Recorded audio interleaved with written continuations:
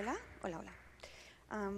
Hola, pues nada, muchas gracias por estar aquí, por venir a verme y gracias por invitarme.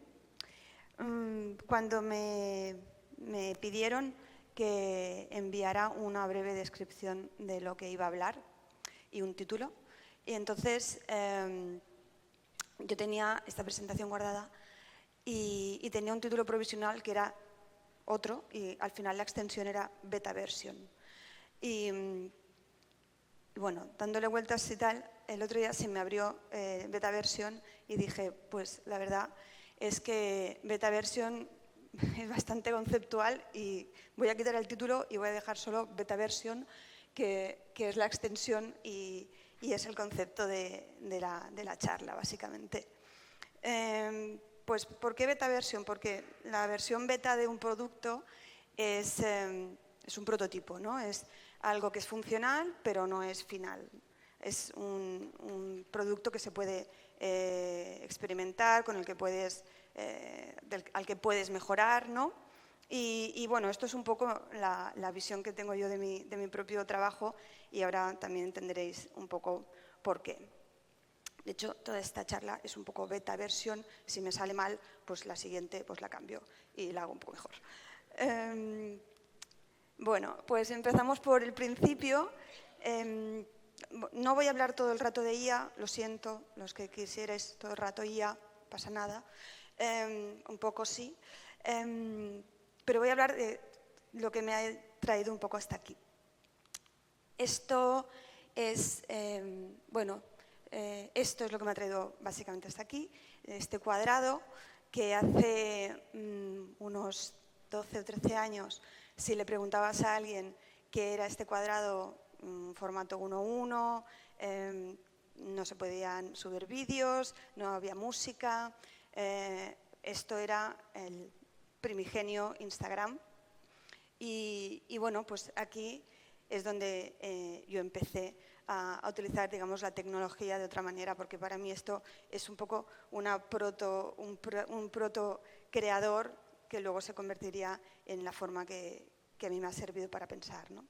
Bueno, lo que era Instagram era una plataforma muy sencilla que no permitía hacer prácticamente nada. Lo único que permitía era subir fotos y ponerles filtros. Yo en aquel momento estaba trabajando en una agencia que se llamaba SCPF,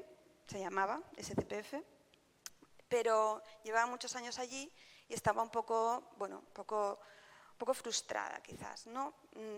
Y casualmente en aquel momento entró en mi vida Instagram y me obsesioné mucho con esta plataforma, ¿no? Entonces, bueno, empecé a hacer fotos. Generalmente eran fotos, al principio eran fotos de cosas que veía por la calle o que sin mucha intención, sí que todas tenían un concepto detrás, porque, bueno, pues esta deformación publicitaria, ¿no? De hacer que el espectador complete un poco el concepto, ¿no? Y ahora que las veo, pues las veo un poco naïves y pues todas con este filtro así como crema, que era un filtro que se llama Valencia. Pero bueno, ya. Bueno, esa es la verdad. Entonces, bueno, me volví un poco loca con esto y empecé a disparar pues a todo lo que veía, y con este estilo un poco minimal y no sé qué, ¿no? Bueno, de ahí salté a querer contar más historias y a necesitar una modelo.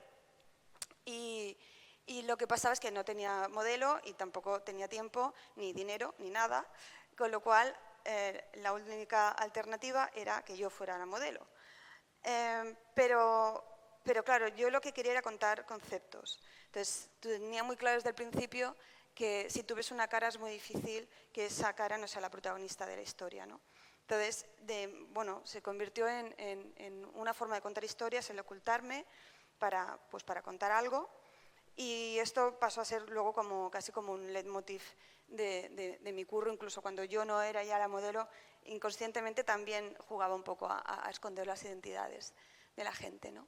Y bueno, la cosa empezó a crecer, empecé a tener seguidores en Instagram y empezaron, bueno, pues a contactarme algunas marcas pequeñitas, pero en aquel momento yo seguía currando en la agencia y sin ningún... Bueno, yo era redactora, o sea, tampoco tenía ningún background de directora de arte, ni de fotógrafa, ni nada. Y un día, Vogue Italia, pues me mandó un mail y me dijeron que estaban buscando los 25 mejores fotógrafos del año y que habían visto mis fotos, que necesitaban que les enviara mis fotos en alta. Entonces, claro, pues yo digo, la única solución es mentir. Porque mis fotos eran así de pequeñas, disparadas con un iPhone 4 y con un filtro de Valencia en la mayoría, o sea, eso las convertía en así de pequeñas. Y bueno, pues dije, bueno, long story short, un amigo mío que se llama Rock Herms me dijo, Isa, ¿qué dices? O sea, di la verdad.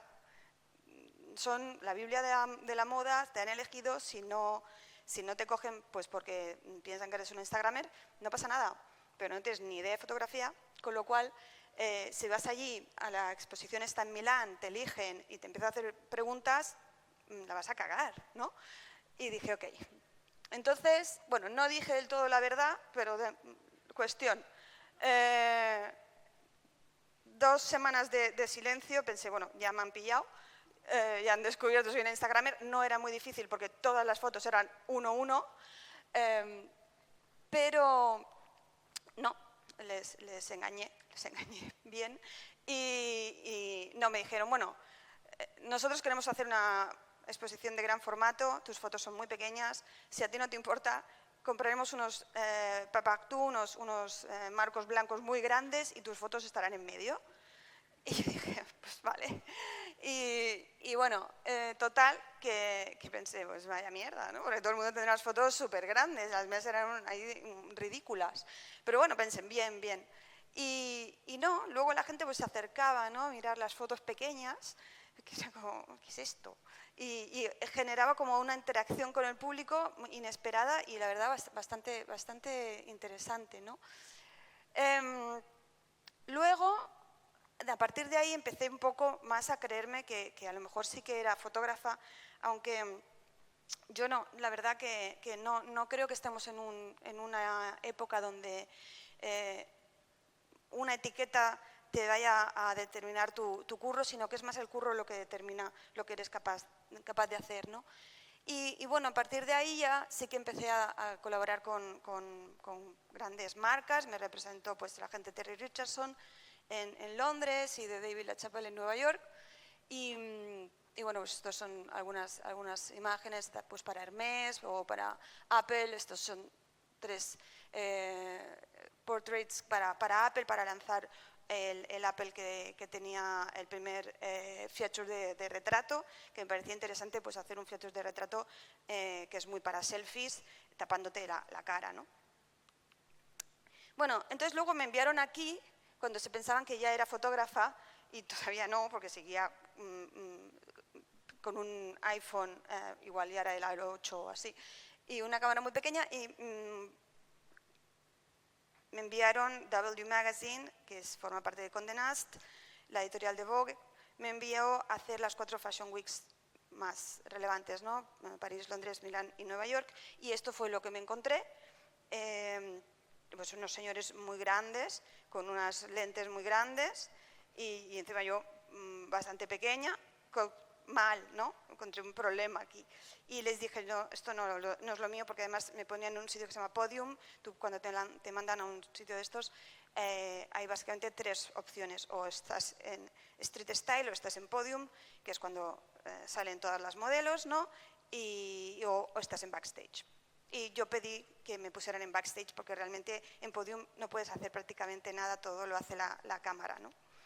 Y pues esta soy yo, en Backstage, y estos son los que también estaban en Backstage. Pero bueno, entonces yo vi que lo que tenía que hacer, porque todos disparaban, pues eso era una jungla, ¿no? Y todos disparaban a las modelos más conocidas y tal, y enseguida vi que lo que tenía que hacer era hacer lo que yo sabía hacer, porque intentar imitar las fotos de otro no iba a ser una buena idea, ¿no? Entonces, bueno, pues empecé a hacer lo que yo solía hacer con mis propias fotos en entornos muy controlados, pero allí, ¿no? Y bueno, pues estos son diferentes shots siempre de detalle. A mí me gustaba más quedarme con los detalles para luego construir las historias, ¿no? Esto es Miu Miu, esto es un desfile en París. Y bueno, todas estas fotos estaban disparadas en el backstage de un palacio que se llama el Palais de Jena. Y a mí me parecía que, bueno, no tiene nada que ver con el look and feel que tenía la expo en sí, o sea, el venue, ¿no? Y la colección, pero sí que se generó un ambiente que era como un poco de película de espías de los años 60, ¿no? Y ahí, pues, con una Olympus muy sencilla, pues decidí generar esta atmósfera, ¿no? Luego, esto es Prada, Milán. Otra vez, pues una gran guerra para disparar a Bella Hadid y a todos los modelos, ¿no? Y a mí me gustó mucho esta colección porque era muy arquitectónica y el lugar donde era el desfile también era muy arquitectónico, ¿no? Y me fijé mucho en estas shapes, en estos volúmenes y disparé estas fotos que luego Prada, bueno, pues le gustaron y también las publicó en sus redes. Esto es Thom Browne en París, un desfile sobre la vida y la muerte, que bueno, pues era en una antigua morgue de Nueva York y era la verdad toda esta atmósfera que se generaba allí, pues de repente me llevaron a imágenes como estas.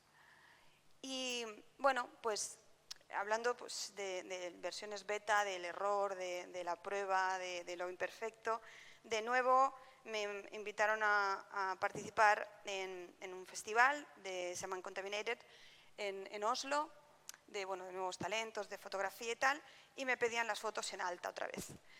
Y aunque yo disparaba con una cámara, tenía mucho miedo y todo lo pasaba por mi iPhone y retocaba con una aplicación, con lo cual las fotos eran muy pequeñas de nuevo.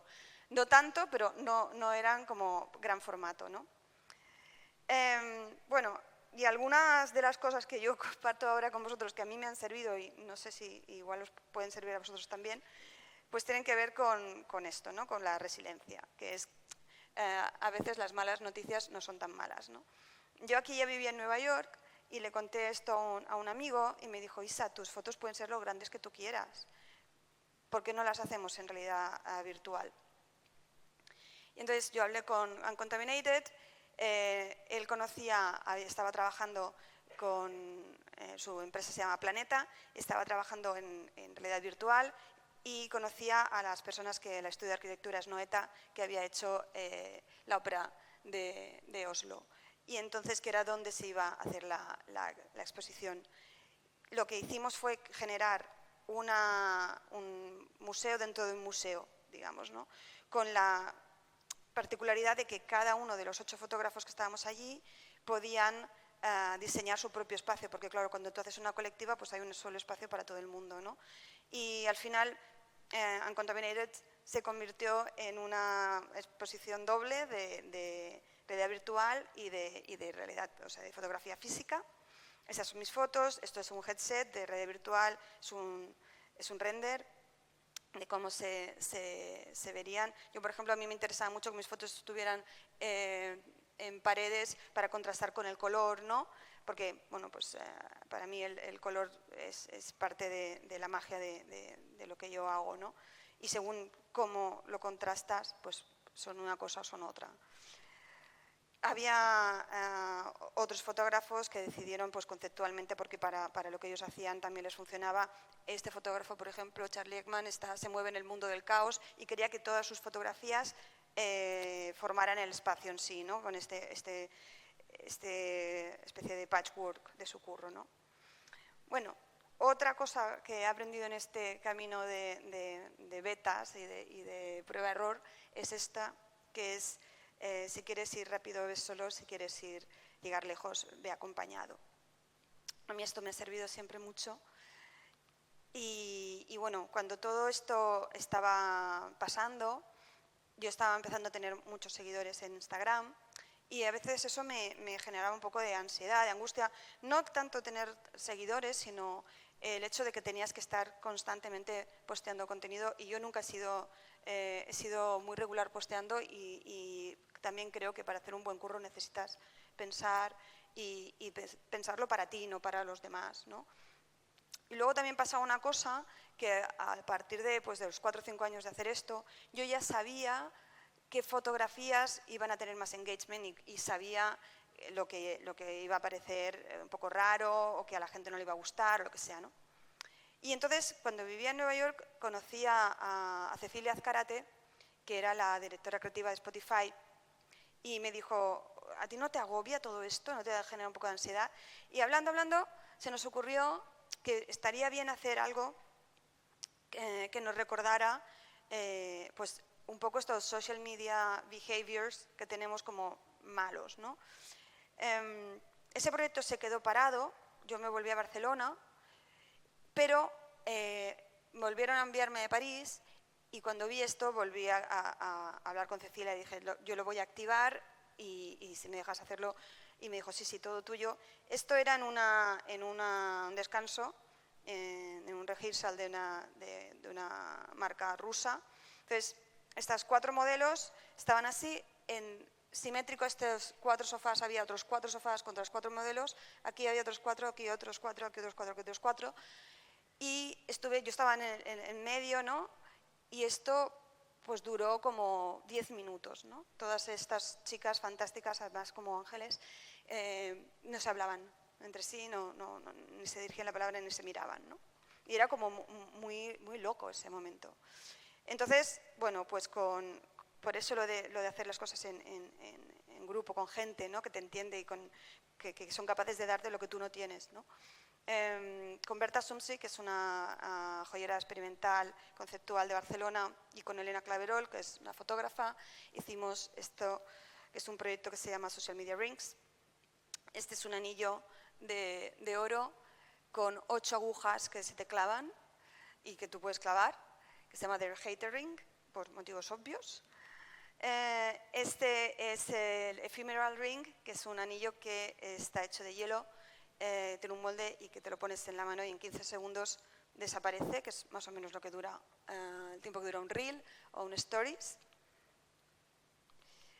Este es de All Day Long Ring, que son 2 anillos de porcelana rosa bañados en oro que no te dejan separar los pulgares. Y este es este pequeño instrumento de tortura que se parece un poco a un cinturón de castidad, que tiene todo el tiempo el dedo índice recto, no puedes doblar. Es de Likes Ring, que en el extremo tiene un rubí sintético, pues también haciendo un poco referencia a todo lo irreal que es ese mundo, ¿no? Bueno, otra cosa que he aprendido es fuck likes, que es básicamente lo que nadie quiere, olvidarse de los likes y pensar más en el curro que en cómo el curro va a tener esa visibilidad, ¿no? Porque ahora con todos los algoritmos es imposible controlar eso, y la generación de curro constante no es una fórmula que a mí me funcione, ¿no? Entonces, cuando todo el mundo quería estar en Instagram, yo quería un poco salir de Instagram, porque la gente me preguntaba, ¿sigues en Instagram? Y eso no entendía muy bien qué era sigues en Instagram, ¿no? Como, ¿qué es estar? ¿Qué es? ¿Te dedicas a Instagram? Y yo decía, pero si Instagram mañana desaparece, ¿a qué me dedico, no? O sea, no soy nada. Porque todo esto tiene sentido fuera de Instagram, y para mí sí que lo tenía. Para mí Instagram era solamente un medio para enseñarlo. Entonces, bueno, me llegó esta oportunidad, que es Midnight Sunrise, que es pues un poco también una crítica a nuestros comportamientos en redes y a cómo nos afectan, ¿no? Este es un open call en Nueva York,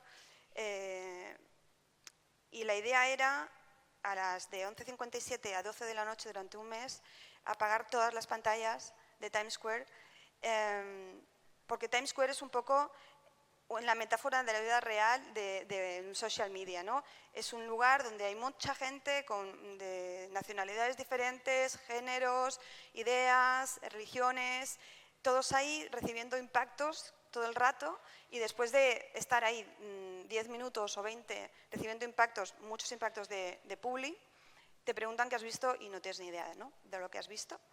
Y bueno, pues yo vivía en Nueva York y siempre pensaba que cuando yo me iba a dormir en Barcelona estaba amaneciendo y pensé que sería guay hacer como un amanecer digital, apagar todas esas pantallas, todos esos inputs, ¿no?, que te venían, y empezar pues de azul oscuro casi negro con toda la gradiente de color hasta casi el blanco, ¿no?, el azul cielo. Y bueno, fue muy bonito, fue durante todo el mes de octubre y el último día era Halloween. Y entonces yo fui allí de manera muy romántica a sentarme ahí en las escaleras y ver todo esto, cómo esto impactaba en la audiencia, ¿no? Y entonces todo el mundo estaba disfrazado y había unos tíos con un power stick y cuando se apagaron todas las pantallas dijeron algo así como, ¿qué coño es esta mierda?, ¿no? Y dije, es perfecto, es justo la reacción que quería. Y yo dije, madre mía, qué mal, ¿no? Y alguien dijo, un momento, I think this is a shit, artistic shit, o algo así, ¿no? Bueno, y entonces, pues pasó algo muy guay, que es, lo cuento porque me parece muy bonito y muy freak, que todos iban con las máscaras y tal, entonces se quitaron las máscaras, giraron los móviles, ¿no?, y empezaron a grabar el Midnight Sunrise, ¿no? Y bueno, esto es un poco la intención que yo tenía, que te llegue, ¿no?, que te quites un poco la máscara y te fijes más en lo que hay delante que no solo en ti. Y luego, pues nada, llega la pandemia y un amigo, Ale de Brosmine, estaba Alejandro, que ahora está en el OFF dando una charla mucho mejor que la mía, o sea, lo siento, para los que estéis aquí. Ale me dice, Isa, ¿conoces a los NFTs? Porque yo creo que tu trabajo es muy de, bueno, NFT, ¿no? Los NFTs, que eran los Non-Fungible Tokens, en resumen, pues eran como certificados digitales de cualquier cosa que se pudiera meter en un archivo digital, código, música, fotografía, vídeo, lo que fuera, ¿no? Y bueno, pues estuve metida en el mundo de los NFTs durante un breve espacio de tiempo, no me hice rica, pero sí que me sirvió luego, me fui a vivir a París, me fui a trabajar a Meta y Meta estaba haciendo la transición de Facebook a Meta.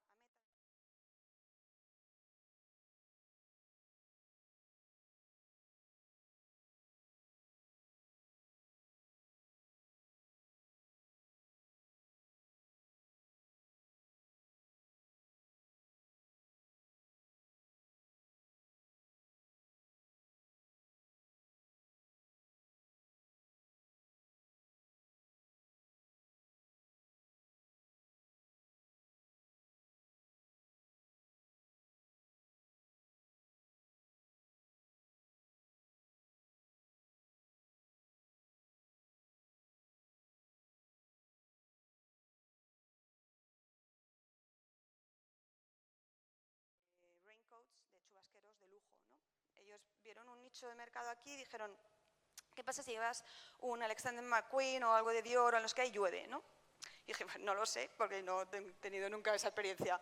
Pero bueno, para aquellos que la podían tener, pensaron en este producto, que son los Cape de Coeurs, unas capas con una tecnología, no sé si se ve bien, pero que se puede bordar, ¿no? O sea, es muy raro que una cosa que es bueno, pues impermeable se pueda bordar. Y la capa icónica se llamaba The Guardian, el guardiano o la guardiana. Y ellos querían posicionarse mucho en el mundo tecnológico, ¿no? Entonces, bueno, os voy a enseñar este vídeo, que es un vídeo que es un NFT que hice con un artista digital y básicamente lo que hace es recrear un mundo donde dos guardianas están en un escenario donde reciben diferentes impactos meteorológicos, ¿no?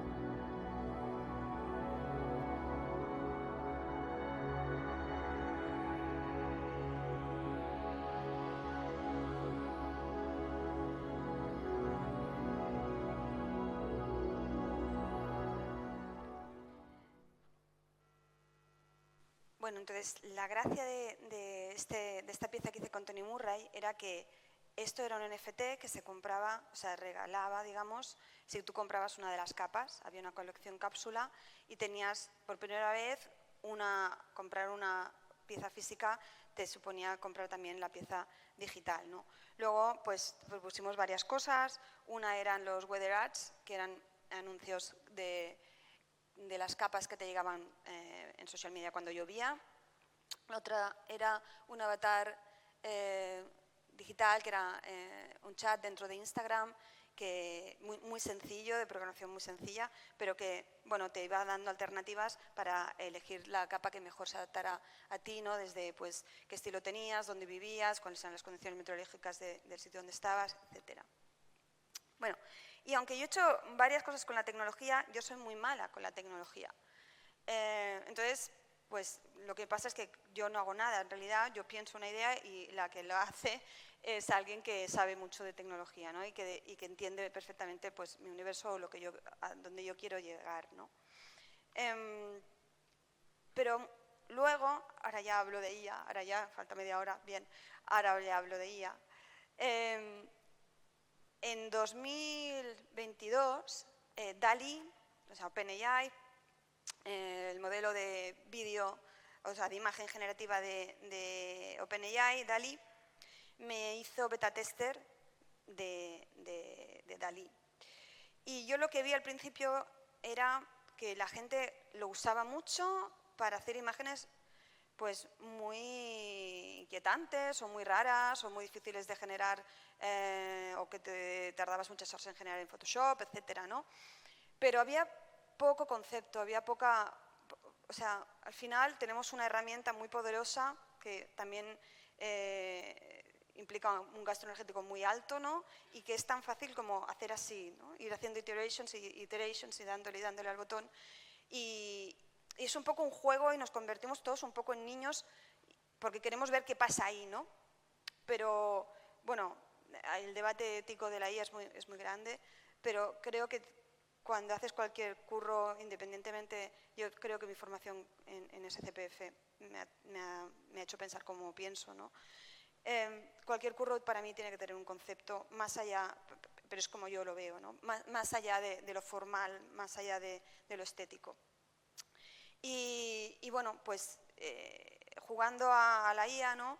Hice este proyecto que se llama Juana y Josefa. Juana y Josefa son mi madre y mi tía, que son dos mujeres de un pueblo que se llama Totana, que es muy famoso por Bárbara Rey. Es una de nuestras representantes.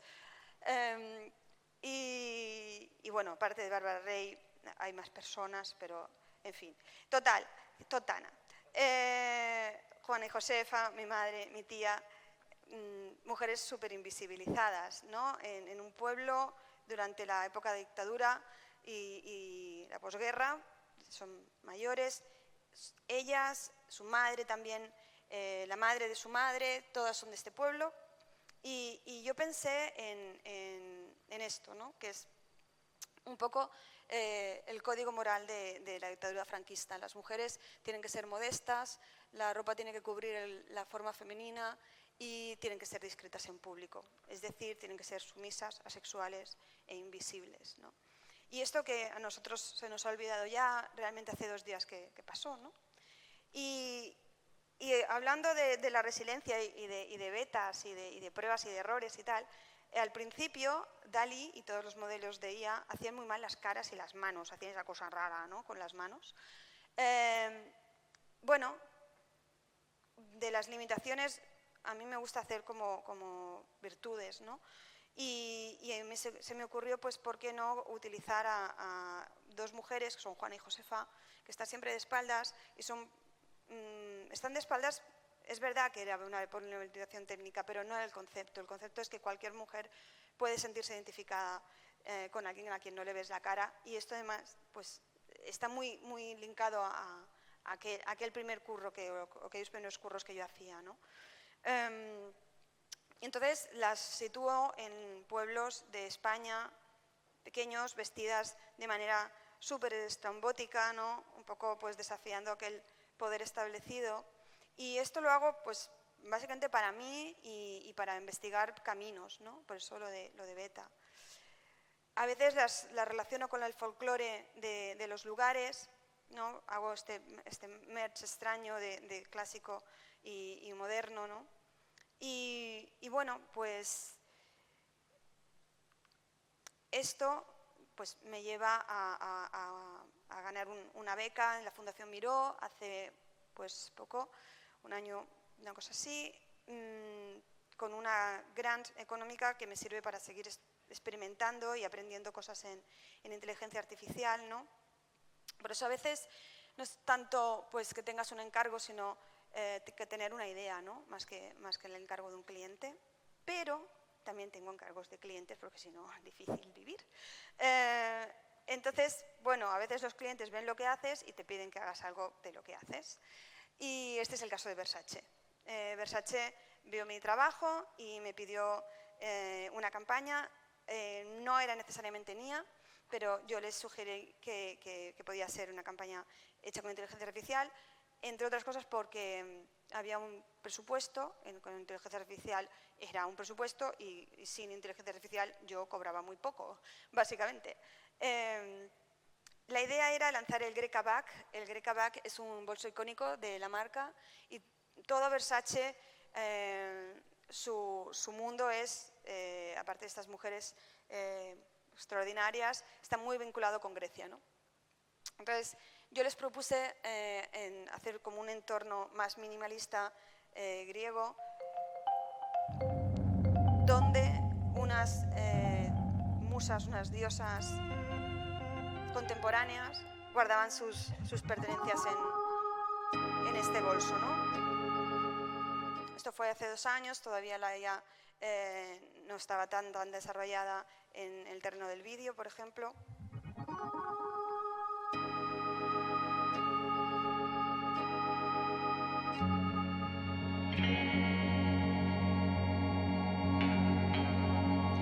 Y claro que aquí hay diferentes técnicas empleadas, ¿no? Está el retrato fotográfico, está el Photoshop, está la IA, o sea, todavía no había pues los features, los tools que tenemos ahora, que es mucho más fácil la integración, ¿no?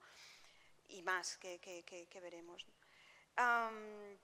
Bueno, yo ya había tenido esta experiencia anterior con DALL-E y me vuelven a contactar hace unos meses de OpenAI para probar el modelo de vídeo de inteligencia artificial, Sora, y me meten en un grupo de researchers y de artistas, de creativos, para que es el alfa, ¿no? Ahora ya no es beta, ya es alfa, y hago un vídeo que se llama Soledad.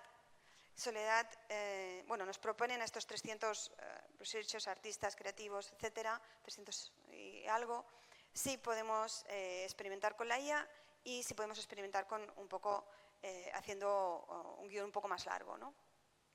Y volviendo al concepto, yo pienso pues que ahora que estamos tan conectados, a veces estamos muy poco conectados, ¿no? En realidad, y pienso en esa soledad, de tanto la soledad del que viene de fuera, pero también la soledad del que es autista y le cuesta comunicarse o que le entiendan, la soledad de cualquiera de nosotros cuando pues, no tenemos el ánimo de conectar, ¿no? Y hago esta pieza, que es una pieza muy sencilla, pero que fue seleccionada por OpenAI para hacer el estreno. Se seleccionaron 10 short films y de estos cortos pues nos fuimos a Nueva York a hacer el opening y la verdad es que es muy guay ver en un cine una cosa que has hecho tú. Nada, estos son los otros seleccionados.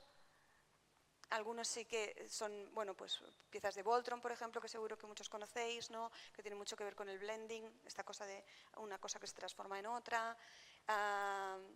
Bueno, había piezas más conceptuales, piezas menos, y ahora pues os pongo Soledad, que dura 1 minuto, o sea que podemos aguantar, yo creo.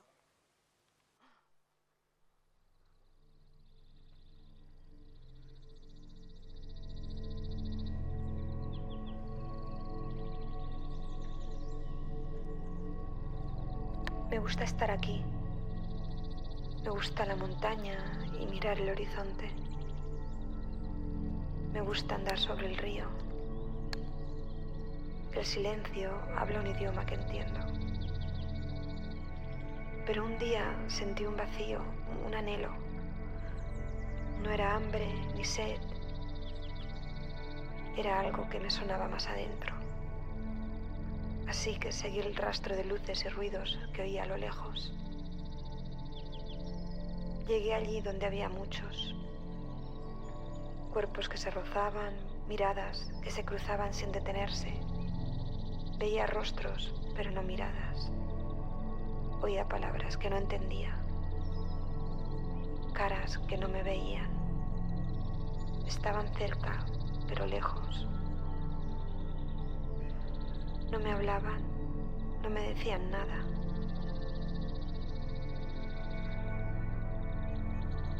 No supe qué hacer.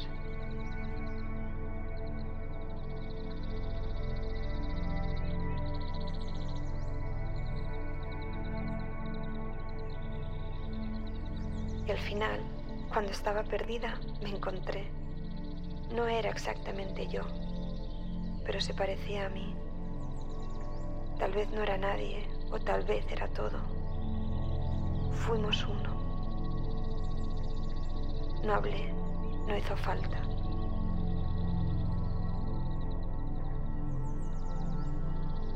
Por primera vez me preguntó mi nombre.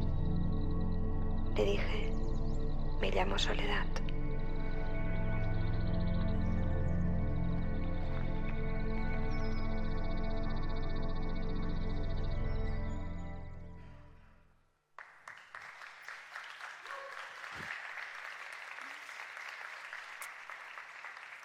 Bueno, como esto es la beta versión, os he puesto un vídeo que no es el que no tiene errores.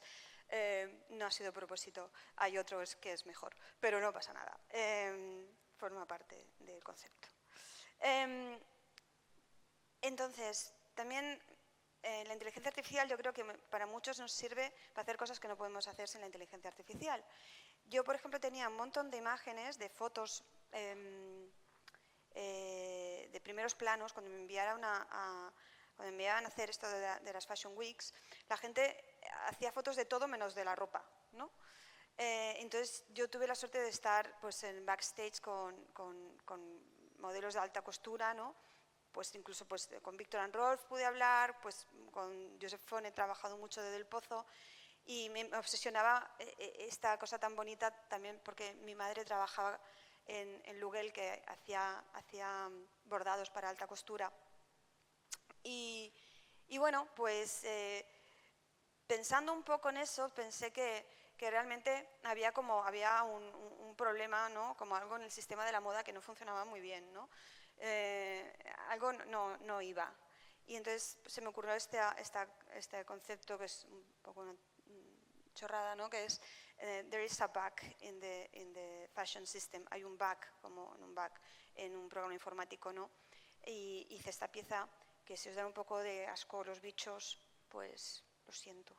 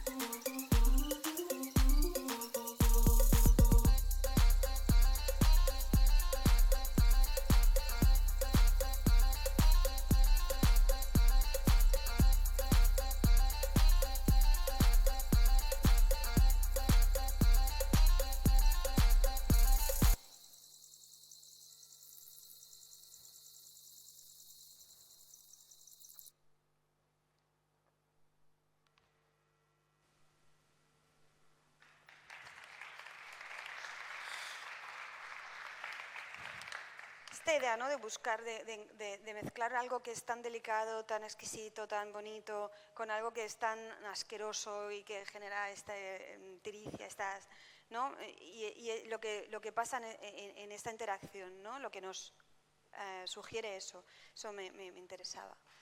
Y bueno, hablando de experimentación, esto es lo último que he hecho con el equipo de usted, con Martí Pujolàs, que es uno de los founders y un director de arte que yo creo que es muy brutal. Y quería hacer una pieza que hablara de cómo podemos reinterpretar lo que nos han enseñado, ¿no? Porque al final la IA creo que al final nos tiene que servir para pensar de otra manera, ¿no? Y bueno, no voy a poner toda la pieza se llama Azcadiar y va de una comunidad donde todo el mundo sabe el día que va a morir ya nada más nacer, ¿no? Lo sabe como sabe si tienes hambre o sed o frío, de manera instintiva. ¿Y qué pasaría si todos supiéramos el día que vamos a morir, pero no hubiera ni dolor, ni enfermedad, ni angustia, sencillamente supieras que tienes este tiempo de vida aquí, ¿no? Y cómo querrías ser recordado. Entonces, para hacer esta pieza, pensé en qué idioma la hacía, ¿no? Si la hacía en catalán, si la hacía en castellano, si la hacía en inglés, la subtitulaba.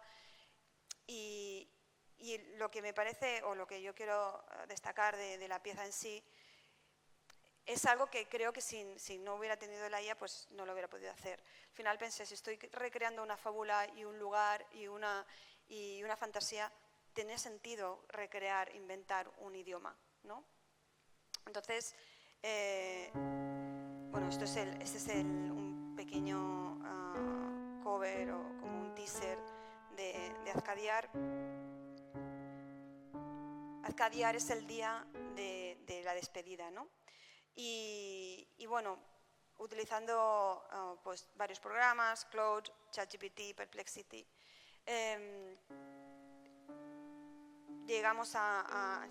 fue co-creación, a la conclusión de que podíamos hacer un idioma por sonoridad que fuera parecido al euskera, que es este. Egunai, elzura keldatu ezartetik niretzat. Bueno, básicamente la IA a mí me daba varios escenarios, tanto fonéticamente como conceptualmente, y yo decidía, ¿no?, cuál era el idioma que creía que tenía sentido. Al final fue una base de euskera, porque el euskera es uno de los idiomas pues, más complejos y además más antiguos de Europa, y cómo lo podíamos transformar en todo un código real, ¿no? Luego hablamos con un experto en lenguas muertas y en euskera, y me dijo que realmente podía ser como una rama de euskera arcaico que no se hubiera desarrollado, ¿no? Que había muchas palabras que no se parecían en nada, pero que había otras terminaciones que tenían sentido, ¿no? Y bueno, yo pues hay muchos proyectos que no cuento, ¿no? Pero hay muchos proyectos que no cuento porque no han salido. Y yo creo, esto otra vez Ale, que parece mi gurú, el de Brosmine, pero él en una conferencia dijo esto que a mí me parece muy guay, que es: la frustración es la prioridad número 1, ¿no? Pues cómo convivimos con esa frustración, cómo nosotros que estamos todo el día viendo briefs y viendo proyectos potencialmente muy poderosos que se quedan por el camino, ¿no? Y yo pensaba pues que esto solo nos pasaba a nosotros, que muchas otras profesiones no tenían esta frustración constante que tenemos nosotros por falta de pasta, porque hay 100 cadenas que al final, cuando llega al final de todo, se cae, o porque cambia de dirección de la empresa, X, ¿no? Y bueno, entonces llega este proyecto, que es un proyecto que hice para NASA,